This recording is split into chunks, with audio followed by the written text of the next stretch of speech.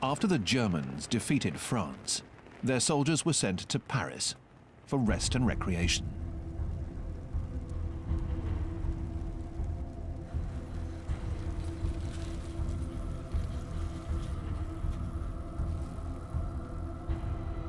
One of the soldiers on leave is 19-year-old Lieutenant Auguste von Kageneck. His unit did not take part in the French campaign. He is visiting the city for the first time. He writes, "We are given very strict instructions. We must be impeccably dressed and avoid all contact with the population. We're inventing mass tourism." The French refuse to look at them.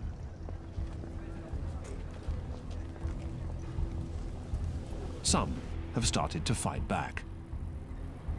These two men, who sabotaged telephone lines, will be the first to be executed by the Germans. The new French state, under the authoritarian rule of Marshal Pétain, chooses to collaborate with Germany. Pétain promulgates a set of anti-Jewish statutes that exclude Jews from public life. He and Hitler have shaken hands. Every day, the Wehrmacht parades.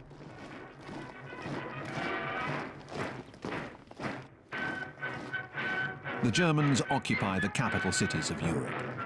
After Prague and Warsaw, Brussels, Luxembourg, The Hague, Copenhagen and Oslo, but not London. February 1941 in the suburbs of London.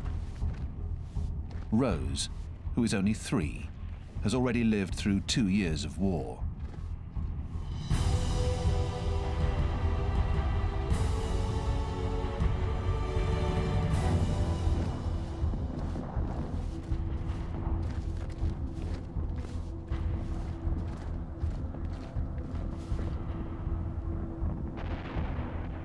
Rose is brave, and bravery is called for in Britain.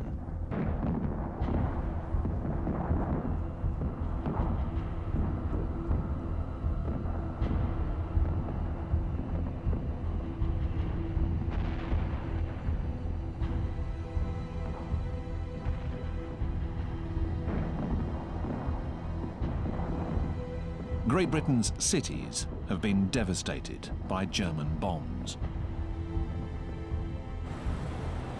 But the country stands firm around Churchill, and with the providential aid of Roosevelt. Roosevelt has just been re-elected for a 3rd term as President of the United States. Though American opinion remains opposed to war, he declares, "We must be the great arsenal of democracy." Only part of the equipment he sends to Great Britain gets through. Every British ship at sea is in great danger. The Atlantic Ocean is crawling with German submarines. Their periscopes seek out British vessels.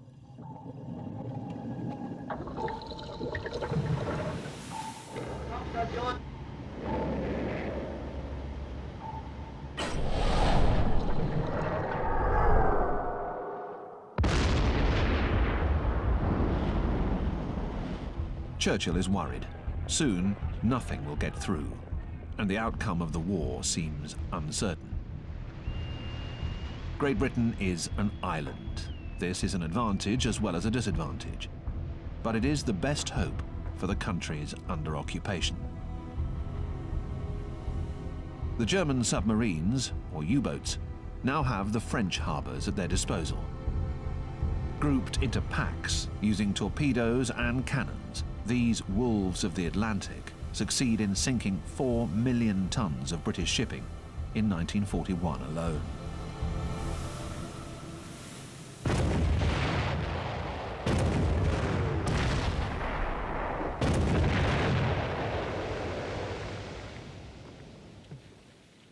Here, German submariners toss loaves of bread to a shipwrecked crew who have almost no chance of surviving.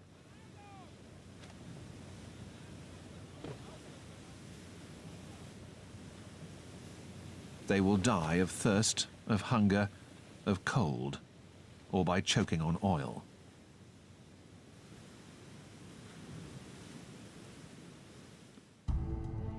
Hitler is delighted with the success of his submarines, but America's massive rearmament program worries him. He tells his secretary, Bormann, "In 1 year, the United States will be ready to go to war. If we are to face them, we need more raw materials. Those materials are in the East. We need to conquer that living space. Then Britain will lose all hope and make peace. And it will be too late for the Americans. Let us attack Russia as soon as possible." Hitler codenames the invasion plan Operation Barbarossa, after the medieval emperor Frederick Barbarossa. The Wehrmacht starts to concentrate its troops in the east. Lieutenant von Kageneck leaves for Poland. Polish prisoners and Jews have been put to work on various construction projects. Hitler wants to build a motorway across Poland in order to move his army over to the new border with Russia.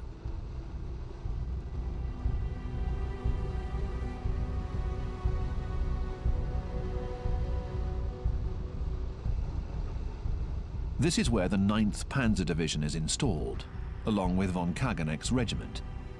He writes, "Next to us is an SS unit. The commander asks us, 'Do you want to see a Jew?' He makes a sign and a soldier brings over a little man. 'How many people have you stolen from today?' The man doesn't reply. 'Beat him 10 times with a stick.' We were appalled. So this is our occupation of Poland? We had heard vague stories of cruelty, but it was impossible to know what was really going on. This country had become the country of silence. We didn't know that this was the beginning of the genocide to which we would lend our hands and our courage."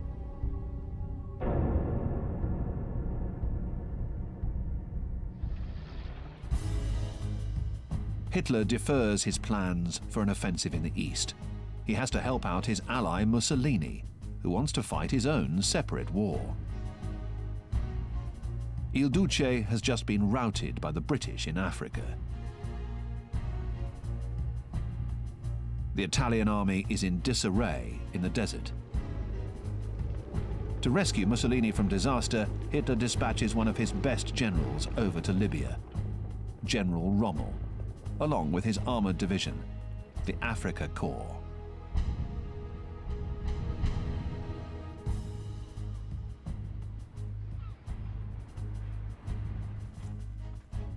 In Germany, Rommel is a big hero.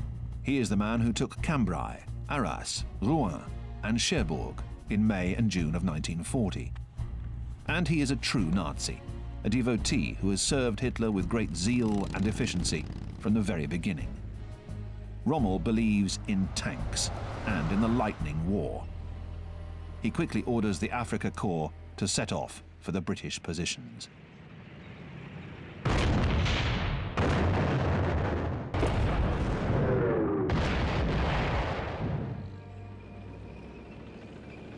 Rommel is already making a name for himself.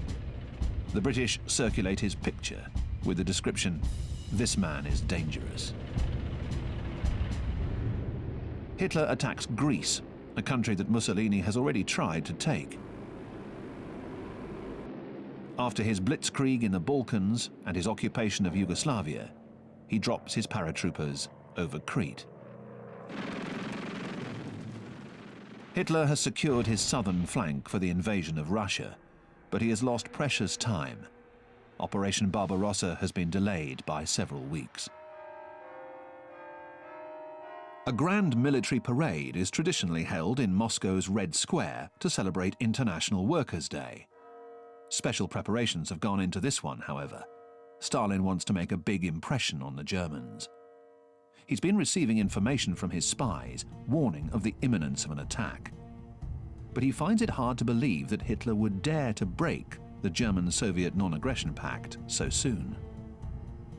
The Germans are attending the parade, and Marshal Timoshenko, the People's Commissar and Stalin's defense minister, seems to salute them with great respect.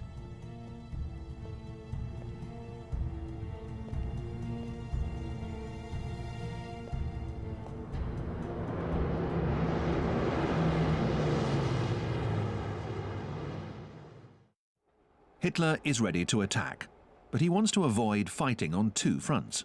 He would like to make peace with Great Britain first.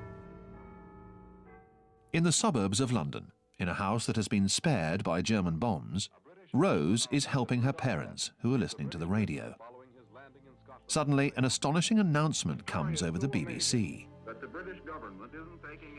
In Scotland, near Glasgow, the remains of a German plane, a Messerschmitt 110, have been found. Its pilot bailed out by parachute. He turns out to be a top-ranking Nazi, Hitler's deputy, Rudolf Hess. He says, "I have come on a mission of peace." Hess was one of Hitler's first supporters, and he is one of the most fanatical. Die Partei ist Hitler! Hitler aber ist Deutschland, wie Deutschland Hitler ist! Hitler, Sieg! Hess feels that the role he has played has not been as glorious as that of other Nazi leaders. He wants to prove to his Führer that he, Rudolf Hess, is the only person capable of finding a way out of the conflict with Great Britain.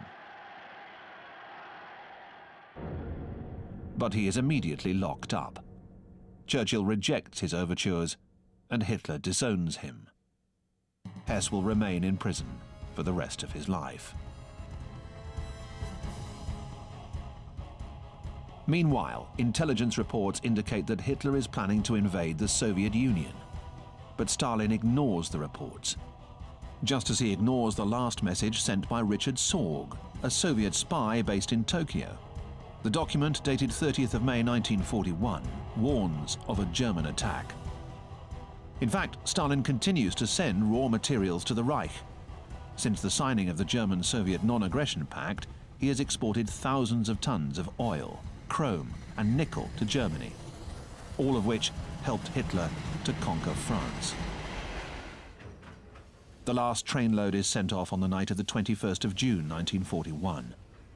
Carrying tons of wheat, this train crosses over the border at midnight. And on June the 22nd at 3 a.m., without officially declaring war, the first Wehrmacht sappers steal over onto Russian territory.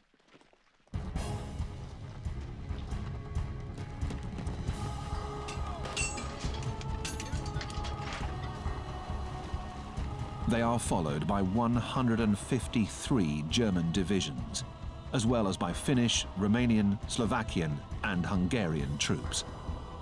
There is even a division of Spanish fascists. 3 million men, along with 600,000 trucks, many of which are made by French manufacturers such as Berliet and Renault. More than 3,000 tanks, 7,000 cannons, 3,000 aeroplanes,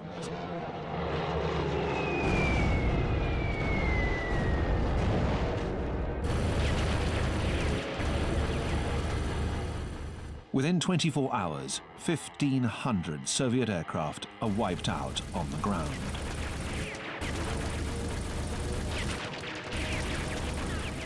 "300 more Russian planes are shot down by the Germans. Taken by surprise, overpowered, the Soviet Air Force has suffered a devastating blow. The German offensive is unleashed across 3,000 kilometers and in 3 different directions. In the north, the ideological target, Leningrad. Lenin City, the cradle of the Russian Revolution. Modern-day St. Petersburg. In the center, the political target, Moscow, Stalin's capital. In the south, the economic target, Kiev, and the Ukraine.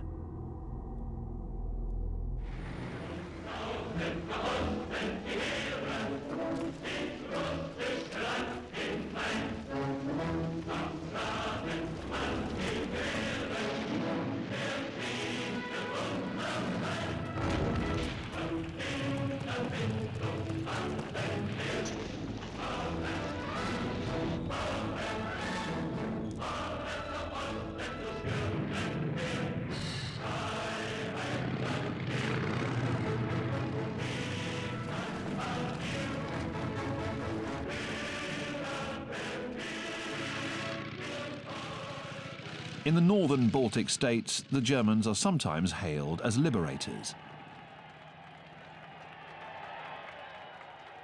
After Stalin's reign of terror, anything is better than the NKVD, the ruthless Soviet secret police, responsible for political repression. Forced to pull out, they execute Baltic anti-communists in the prisons. Local anti-Semites accuse the Jews of being in collusion with the communists. Jews are forced to carry the corpses.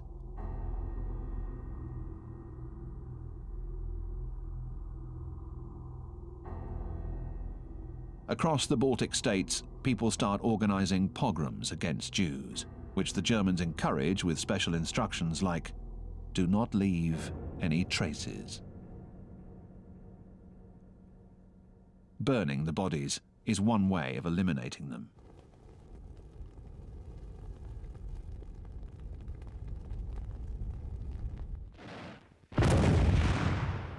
On the Central Front, General Guderian, the tank strategist and proponent of the Blitzkrieg, is held up by the Stalin Line, a series of fortifications that the Panzer Grenadiers have to take by assault.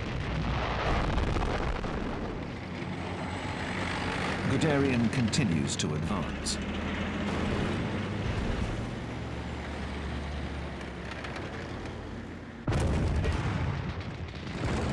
But an unforeseen factor soon slows down his fine motorized units, as described by von Kageneck. We advance in our armored cars and the dust envelops us. We're in Russia, where roads and asphalt don't exist. It's awful. The sticky yellow or red dust gets into everything, into your eyes, your nose, your mouth. Under such conditions, these men move 50 kilometers a day. They have marched all the way to Warsaw, to Oslo, to Bayonne. They are beginning to realize just how vast Russia is.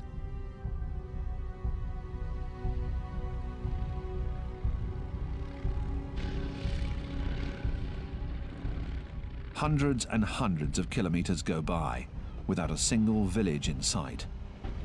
It is becoming harder and harder for the supply, fuel, and ammunition trucks to get through. But there is another situation that the German soldiers must deal with. The Russians are putting up a good defense. A new type of Russian tank appears on the scene, and this is a big surprise. The T-34, a 30-ton monster equipped with a formidable cannon and wide tracks that can go anywhere. It is superior to the German tanks in gun power and armor thickness, but has only rudimentary radios and clunky gearboxes.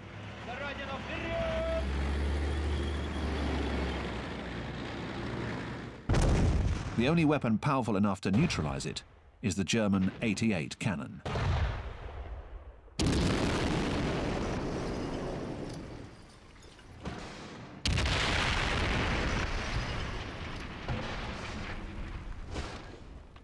Still, the Germans are better armed and their army is stronger.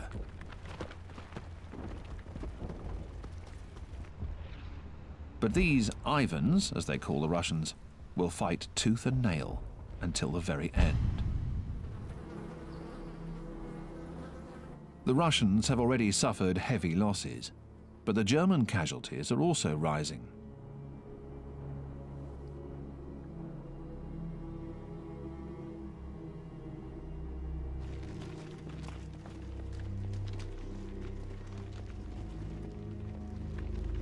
The Germans continue to make progress towards their three goals, Leningrad, Moscow and Kiev, by capturing entire armies.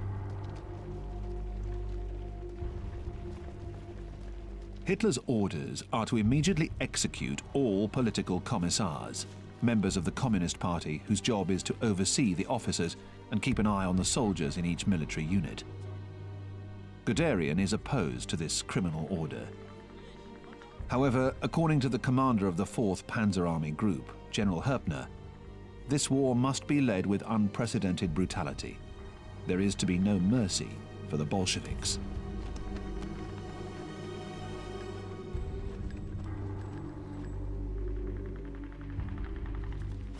The Bolsheviks, the Russians, fight desperately, with fewer and fewer weapons, often with only one rifle for 4 men.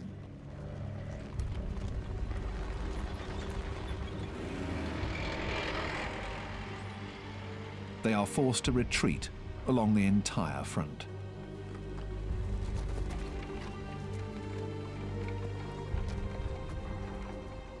For Stalin, things are looking very bad.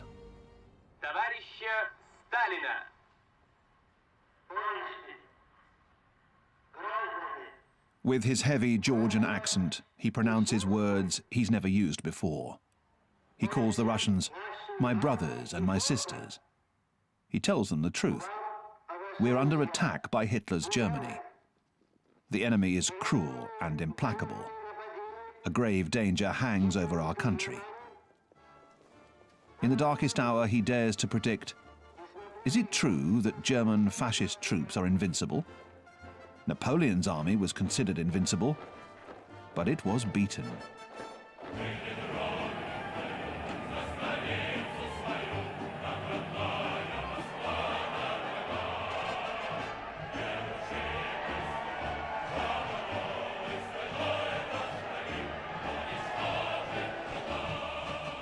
He orders the factories, along with their machines and their workers, to relocate to the east, to the Ural Mountains.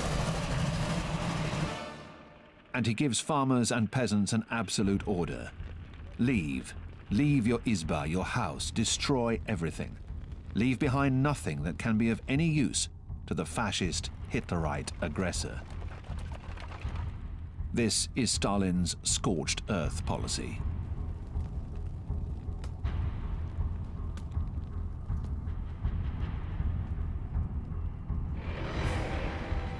The German officers have not forgotten about Napoleon.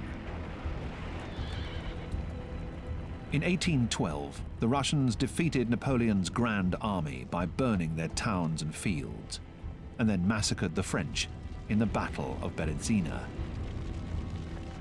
In early July 1941, the Germans also reached the Berezina River on the Central Front, and they keep going. Resistance by the Soviets is growing stronger.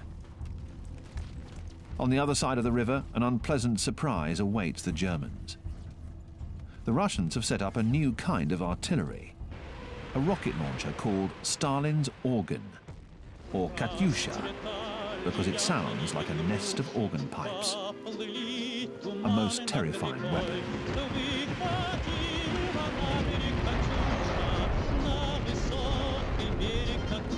But nothing can stop the German advance.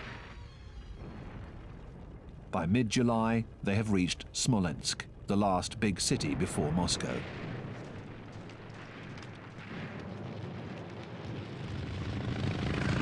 The battle for Smolensk lasts 3 weeks.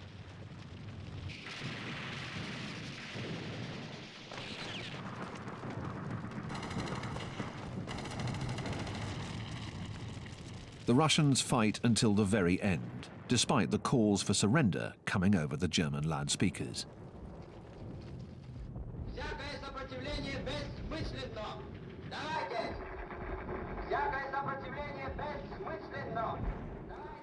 Very few are taken prisoner.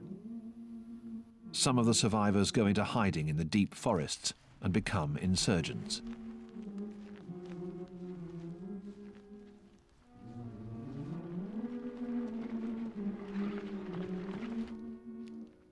They are joined by many peasants and farmers whom they train to fight.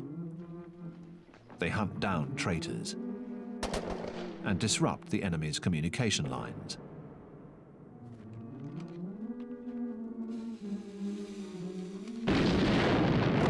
Reprisals are brutal.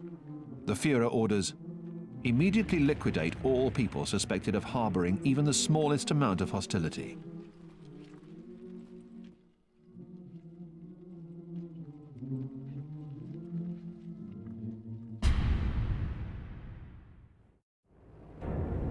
Hitler consults with the Wehrmacht's commander-in-chief, Field Marshal Keitel.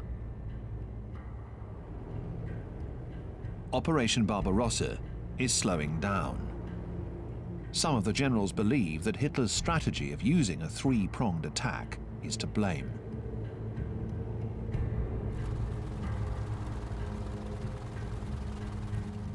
Instead, Marshal von Bock, commander of the Army Group Center, wants all of his forces focused on Moscow. Hitler does not like generals who dare to contradict him. General Guderian is there. He insists, "We're only 350 kilometers away from Moscow now."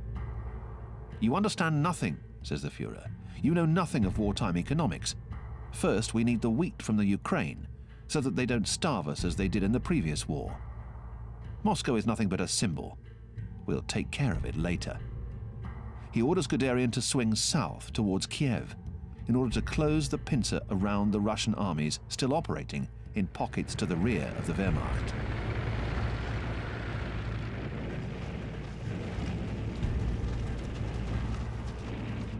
It will be the biggest encirclement of all time. The Germans capture 600,000 Russian soldiers in one fell swoop. Himmler comes through on a visit. No provisions have been made to feed the prisoners. With supreme indifference, Himmler contemplates those he calls the Untermensch, or subhumans. He will coldly let them starve to death.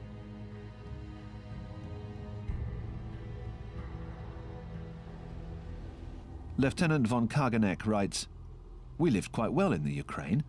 We had everything we needed: eggs, butter, fruit, milk, wine. An excellent red wine from the area around the Black Sea."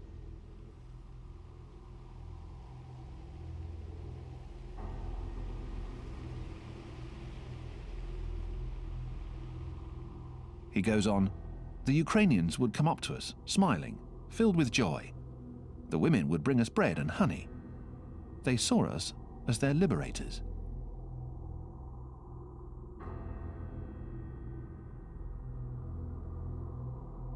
The Ukrainians have many reasons to hate the Russians, and especially Stalin, who in the early 30s orchestrated a massive starvation policy that killed as many as 7 million people.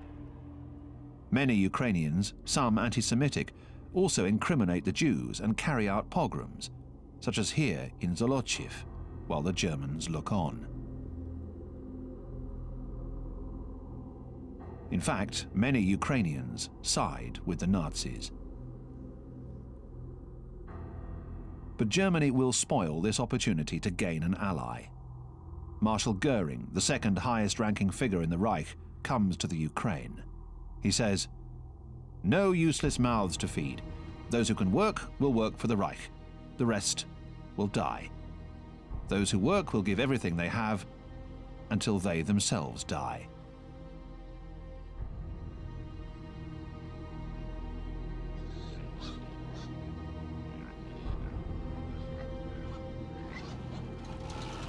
Goering is here to implement this policy of enslaving the Ukraine and to carry out the methodical annihilation of the Jews. He's accompanied by Alfred Rosenberg, a central theoretician of Nazi racism.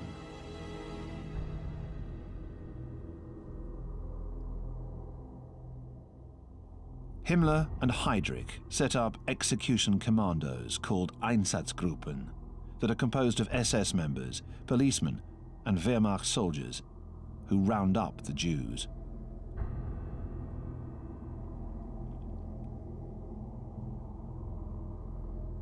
The SS take the Jews into the woods and give them shovels so that they can dig their own graves.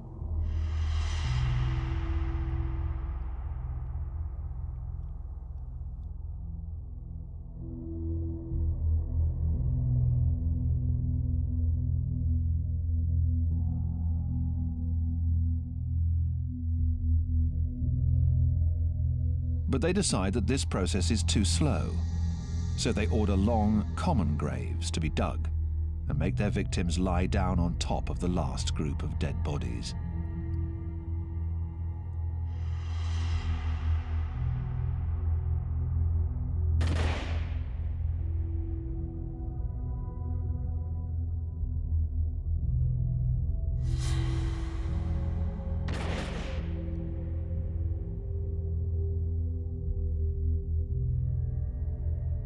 But even this procedure takes too long.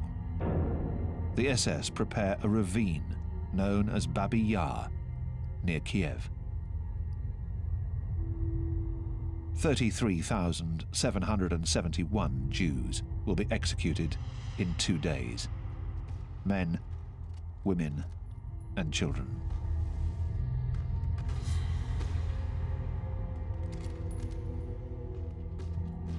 In this living hell, as in hundreds of others throughout the front, the executioners take pictures of their victims.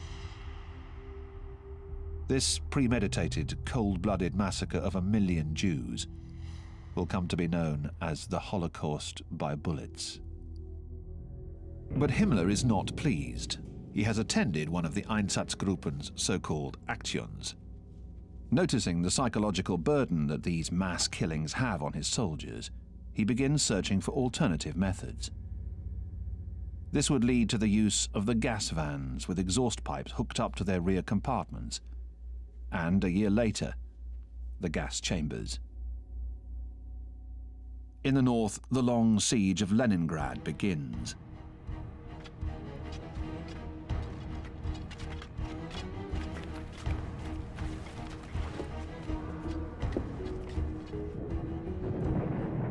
The Germans have their plan. Instead of fighting in the streets, we'll let our artillery and starvation do the job.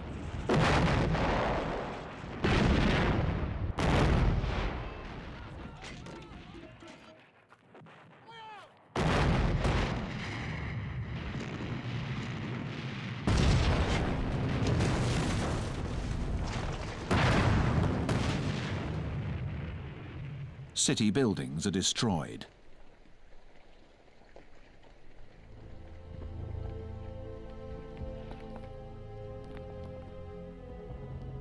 A zoo elephant is the victim of an air raid. Food rations soon fall below the minimum necessary. But the worst is to come with the arrival of winter.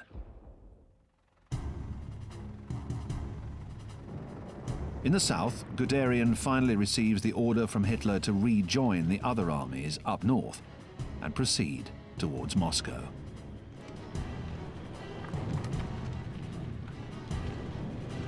Along this enormous front, from Leningrad to Odessa, the thrust towards Moscow seems unstoppable.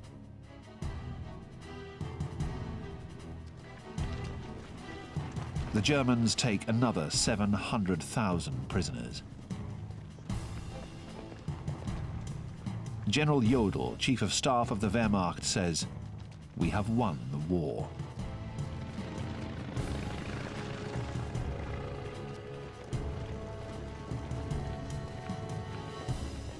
Von Kageneck writes, "We suddenly had to deal with the most frightful adversary, the autumn rain and mud, which the Russians call Rasputitsa. Endless mud, so gluey and sticky that it sucks and holds onto everything. It won't let go of anything, whether it be a tank, a truck, a horse, or a man."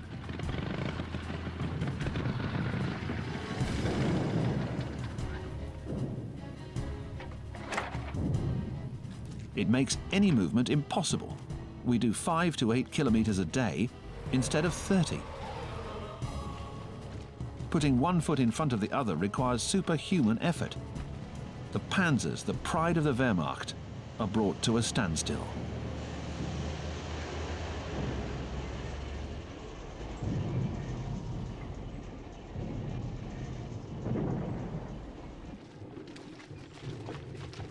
Hitler writes to his troops, "Soldiers on the Eastern Front, comrades, today begins the last great decisive battle."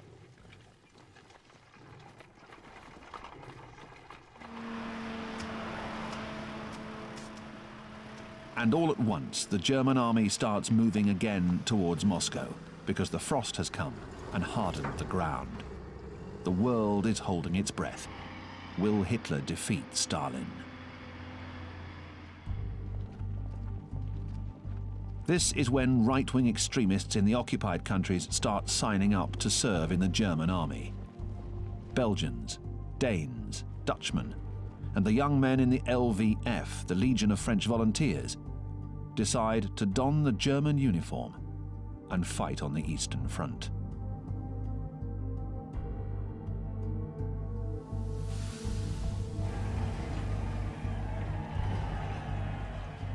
They will suffer. An early cold front sweeps through, beginning in November 1941. Temperatures will plummet to almost minus 40 degrees Celsius. The Wehrmacht was designed to conduct a blitzkrieg, a lightning war. It was supposed to bring Russia to its knees in 4 months. It is not equipped for winter.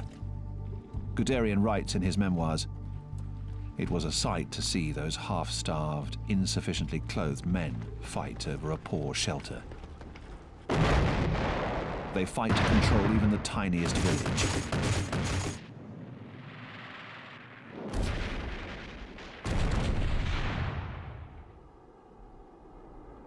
Losing a village, losing even a single Isba, means death.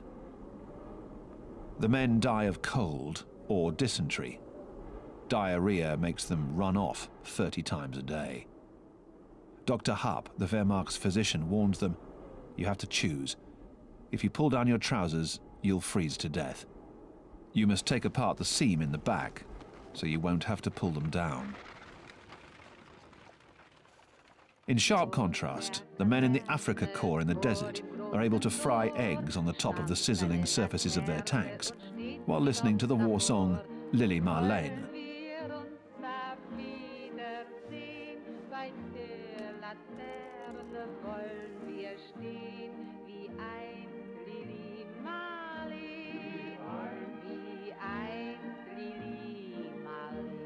The war in the desert is also getting bogged down in the sand. Petrol and food supplies are lacking. Rommel has to order a halt. However, he is planning a new offensive and new sacrifices for his men in the Afrika Korps. Meanwhile, on the road to Moscow, the Germans are no longer able to wash or change their clothes. Like their enemies, they are driven crazy by lice and parasites that bring scabies and typhus. Napoleon's Grand Army lost over 100,000 men to typhus. In spite of it all, the Wehrmacht pushes on.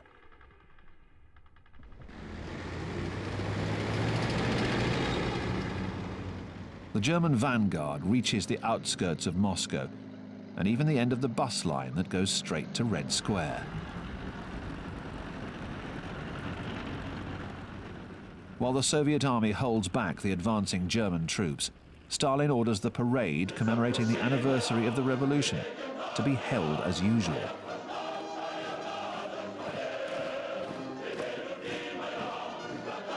To galvanize his troops, Stalin makes a speech that invokes forbidden images from the past, the great soldiers from the time of the Tsars. Be worthy of your glorious ancestors, Alexander Nevsky, Dmitry Pozharsky, Alexander Suvorov, and Mikhail Kutuzov. Stalin has organized Moscow's defense in conjunction with one of his most brilliant generals, a tank specialist considered to be the Russian equivalent of Guderian, 45-year-old General Zhukov. Luck is on Zhukov's side. Sorg, the Soviet spy, has discovered that Japan, though it is Hitler's ally, has decided not to attack Russia because its primary enemy is the United States. This enables Zhukov to reduce the number of troops in the Far East. He brings over several of the Siberian divisions. They are well equipped. Siberians are not afraid of the cold. They are rugged outdoorsmen who are used to using their wits. They have brought their skis and their reindeer with them. And now they are going hunting for Germans. Zhukov wants to trap the Wehrmacht in a pincer movement.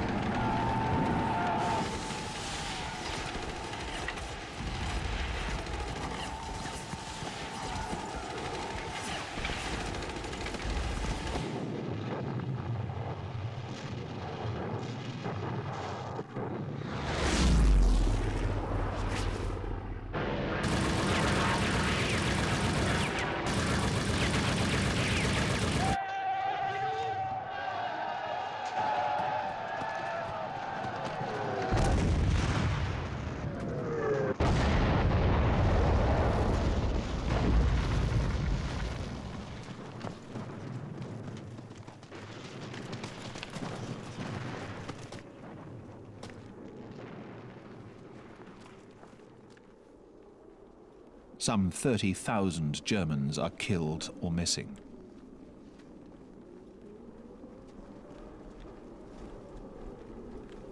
Thousands are sent off to Siberia. Their struggle with the cold is far from over. Less than 1 in 3 will return home, almost 15 years later.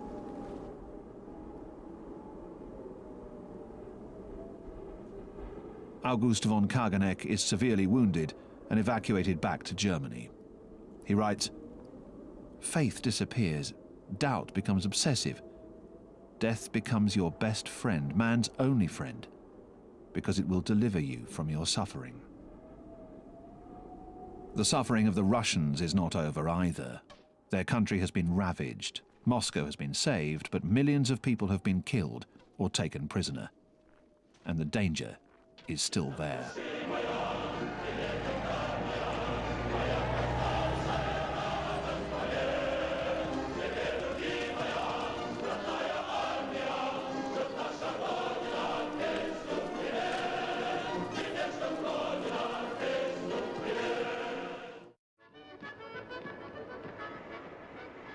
The Wehrmacht has been pushed back 200 kilometers.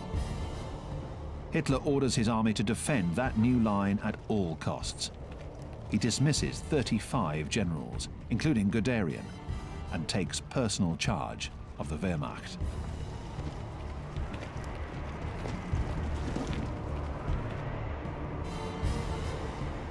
He will succeed in re-establishing his army's position, re-equipping his troops and plotting his revenge.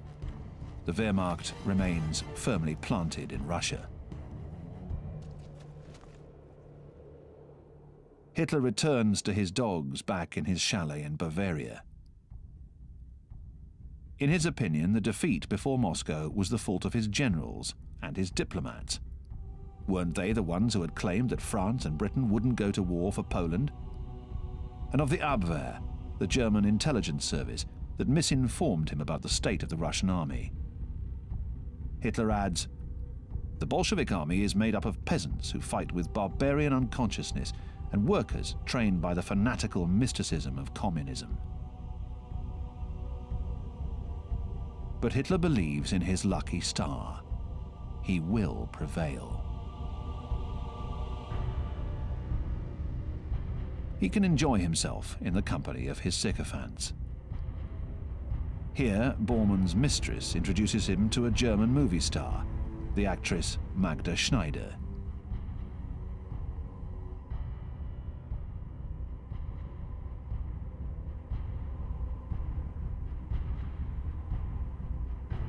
Not far away, her daughter, Romy Schneider, plays with Bormann's children. Life in Germany is still carefree. The massive bombings have not yet begun, and those who sacrificed their lives in Moscow are so far away, deep in the snow. 2 days after Hitler's first major defeat, his ally, Japan, launches a surprise attack on the United States' big naval base in the Pacific, Pearl Harbor. And with this wave of Japanese planes, the war becomes a world war.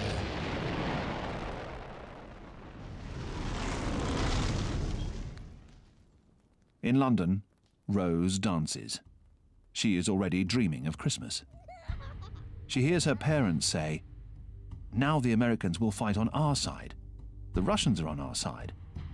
We British are no longer alone in this anymore."